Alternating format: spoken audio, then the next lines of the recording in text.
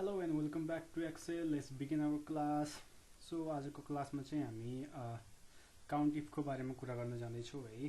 काउन्टिफ function चाहिँ तपाईको कुनै पनि कन्डिसन लगाएर काउन्ट गर्नु पर्यो भने तपाईको के हुन्छ काउन्ट इफ फंक्सनले तपाईको काम गर्छ है। सो हामीले पहिला सम इफ सिकेको थियौं है। सम इफ मा जस्तै लगाएका थियौं त्यस्तै नि हो यो काउन्टिफ पनि है। कन्डिसन लगाएर इफ कन्डिसन लगाएर तपाईको के हुन्छ त यसले तपाईको डाटालाई कन्सिडर गर्छ है त। सो यहाँ मैले एउटा टेबल बनाएको छु SN name of name and results है। रिजल्टमा चाहिँ तपाईको पास फेल छ है। सो मलाई फाइन्ड आउट गर्नु पर्यो कि मेरो टोटल नम्बर अफ स्टुडेन्टमा कति जना पास छन् र कति जना फेल छन् भनेर तपाईको युजफुल हुन सक्छ है। जस्तै मैले total number of student total number of pass student लेखेको छु। यहाँ number of student pass equal to 4 देखाएको छ है। सो यहाँ चाहिँ नम्बर अफ स्टुडेन्ट फेल चाहिँ 3 देखाएको छ है।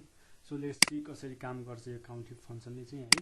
सो सुरुमा इक्वल टु त्यसपछि काउन्ट इफ त्यसपछि हामीले डाटा रेन्ज डिफाइन गर्छौं कहाँदेखिको डाटामा चाहिँ तपाईले काउन्टिफ फंक्सनको युज गर्ने हो त भनेर त्यसपछि हामीले चाहिँ क्राइटेरिया डिफाइन गर्छौं है।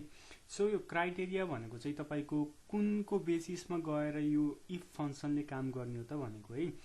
इफ फंक्सन भनेको जस्तै तपाईको कन्डिसन दिएर कुन कन्डिसनमा गएर भनेको हामीले चाहिँ यहाँ कन्डिसनमा के दिएको छौं त पास दिएको छौं। यो क्राइटेरियामा यहाँ पास पनि हाल्न सक्नुहुन्छ फेल हाल्न सक्नुहुन्छ या तपाईले कुनै इन्डिफरेन्ट तपाईको टाइप अफ डाटामा काम गर्नुहुन्छ भने क्राइटेरिया चाहिँ त्यहीदेखि तपाईले डिफाइन गर्नुपर्छ है। सो एक्चुअली गरेर हेरौं है। Equal to COUNT count IF त्यसपछि ट्याब हाल्नुस् ब्राकेट दिन्छ है। रेन्ज भनेको छ रेन्ज भनेको चाहिँ तपाईको डाटा रेन्ज हो। कुन डाटालाई लिनु त भनेको मैले डाटा उठाउने कहाँ देखियो त यहाँ देखियो है। रिजल्ट देखियो। रिजल्ट भनेको मेरो यति मात्र है। C23 देखि लिएर C29 सम्म कमा पछि तपाईको क्राइटेरिया है। कुनको बेसिसमा गएर तपाईले कन्डिसन लाउने हो त भन्दा मैले पासको बेसिसमा गएर है।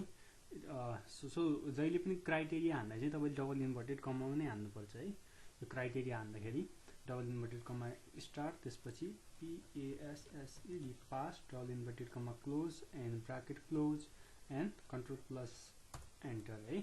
सो मैले एन्टर हाने तपाईको यहाँ 0 देखाएको छ।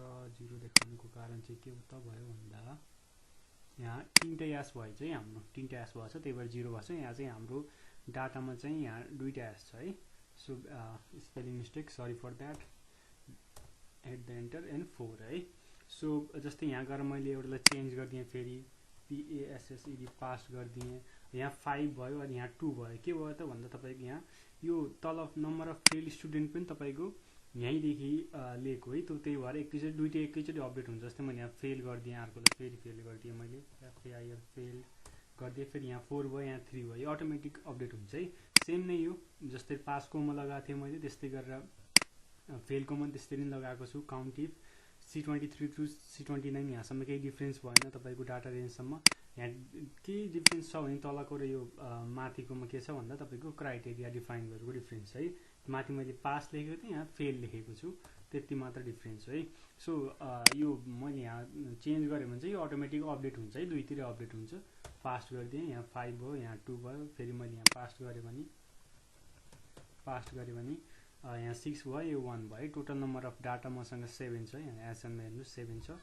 सो 6 जना पास भयो। नम्बर अफ स्टुडेन्ट पास भएको 6 and fail number of student 1 है।